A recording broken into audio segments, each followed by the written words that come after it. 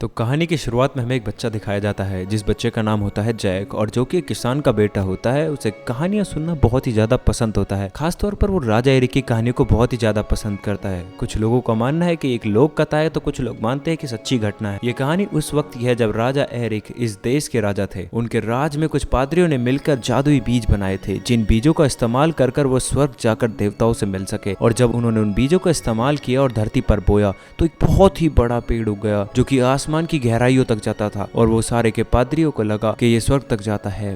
वो पादरी उस पर चढ़ना शुरू करते हैं और जब वो इस पेड़ पर चढ़ते हैं तो उन्हें पता चलता है कि धरती और स्वर्ग के बीच में एक और जगह होती है जहाँ पर बहुत ही बड़े विशाल कई राक्षस रहते हैं। और जब उन राक्षसों ने इंसानों को आते हुए देखा तो उन्हें धरती का रास्ता मिल गया और वो सब के सब धरती पर आ गए। उन्होंने धरती पर आकर ऐसा कहर मचाया कि जिस भी लोगों को वो दिखते थे वो उन्हें खा जाते थे। जो भी सामान उन्हें पसंद आता था उसे ले जाते थे और धीरे धीरे उन्होंने इंसानों को मारकर खाना भी शुरू कर दिया था। तब राजा एरिक के लोगों ने एक राक्षस को मार दिया और पादरियों ने उसका दिल निकालकर काले जादू से एक जादुई मुकुट बनाया। और जिस मुकुट का इस्तेमाल कर राजा एरिक ने उन सभी जायंट्स को अपने देश जाने का वापस हुक्म दिया। और जैसे ही वो सभी लोग अपने देश में पहुंचते हैं तो राजा एरिक सबसे हुक्म देता है कि इस पेड़ को काट दिया जाए। और उस पेड़ के जो बाकी बीज थे वो राजा एरिक ने हमेशा अपने पास रखे। और जब उनकी मृत्यु हुई तो वो बीज और वो मुकुट ताबूत में उन्हीं के साथ दबा दिया गया। अब ये कहानी न कि सिर्फ जैक को बल्कि राजकुमारी इजाबेल को भी बहुत ही ज्यादा पसंद होती है। उसकी माँ हमेशा उसे ये कहानी सुनाती है और वो खुद राजा एरिक के वंश की भी होती है। धीरे धीरे वक्त बीतता चला जाता है और आज फाइनली 10 साल बीत जाते हैं।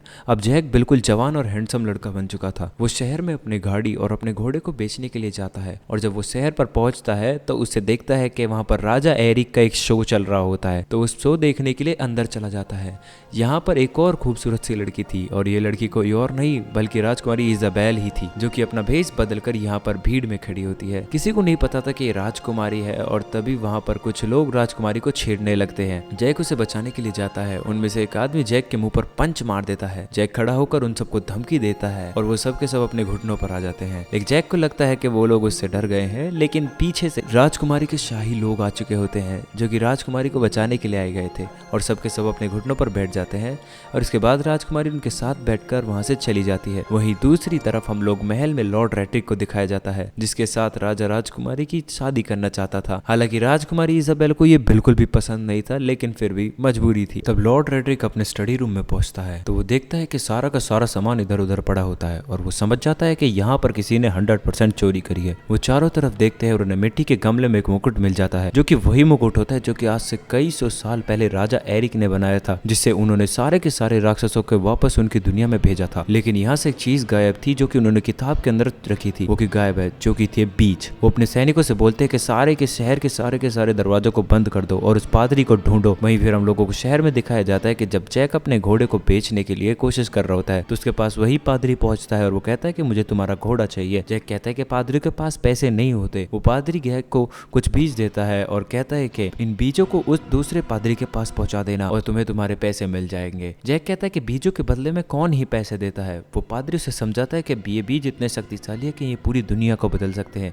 किसी भी हालत में इन्हें खोने मत देना और मत ही इन्हें भीगने देना। और वो इसके बाद वहां से जैक का घोड़ा लेकर निकलने की कोशिश करता है लेकिन लॉड्रिक के लोग उसे पकड़ लेते हैं। और वहीं पर जब जैक अपने घर पहुंचता है तो उसके अंकल उस पर बहुत ही ज्यादा गुस्सा होते हैं। वो कहते हैं उस पादरी ने तुम्हें बहुत ही ज्यादा पागल बना दिया है। घोड़े के बदले तुम्हें ये 4 बीज दे दिए और वो सारे के सारे बीज नीचे फेंक दिए। और जब जैक बीज उठा रहा होता है तो एक बीज लकड़ी के छेद से अंदर होकर भी अंदर चला जाता है और जैक को इस चीज की भनक भी नहीं पड़ती। अब उसके अंकल चले जाते हैं और रात को यहाँ पर बहुत ही ज्यादा बारिश होती है और तभी राजकुमारी घोड़े पर सवार होकर बिल्कुल इसी तरफ आ रही होती है। बारिश की वजह से वो इस लकड़ी के घर में आसरा लेने के लिए आती है। जैक दरवाजा खोलता है और जैक उसे देखते ही पहचान लेता है और ये दोनों जब बातें कर रहे होते हैं तभी बारिश का पानी लकड़ी के उसी छेद से पार होकर उस बीज तक पहुंच जाता है और उस बीज को पानी मिलते ही वो बीज एकदम से बहुत ही विशालकाय पेड़ में बदलने लगता है क्योंकि पेड़ घर के नीचे से उगने शुरू हुआ था इसीलिए वो घर भी पेड़ के साथ उगना शुरू हो जाता है और राजकुमारी उस पेड़ के अंदर फंस जाती है। जैक उस राजकुमारी को बचाने के लिए पूरी कोशिश करता है लेकिन राजकुमारी उस पेड़ के साथ ऊपर आसमान की गहराइयों में चली जाती है। अगली सुबह यहाँ पर राजा आते हैं और वो देखते हैं कि यहाँ पर एक ऐसा पेड़ है जो कि आसमान की गहराइयों में बादलों से भी ऊपर जा रहा होता है जिसका कोई अंत नहीं दिख रहा था। और जैक उन्हें सारी बात समझाता है। राजा अपना एक बहुत ही टुकड़ी तैयार करता है और कहते हैं कि जाओ मेरी बेटी को बचा कर लाओ। इस टुकड़ी में रॉड्रिक भी चाहता है। वो कहता है कि मैं अपनी मंगेतर को बचाकर मैं उसे साबित करना चाहता हूँ कि मैं उसकी कितनी परवाह करता हूँ। जैक कहता है कि मैं भी जाना चाहता हूँ और जैक को भी अब इस टुकड़ी में शामिल कर लिया जाता है।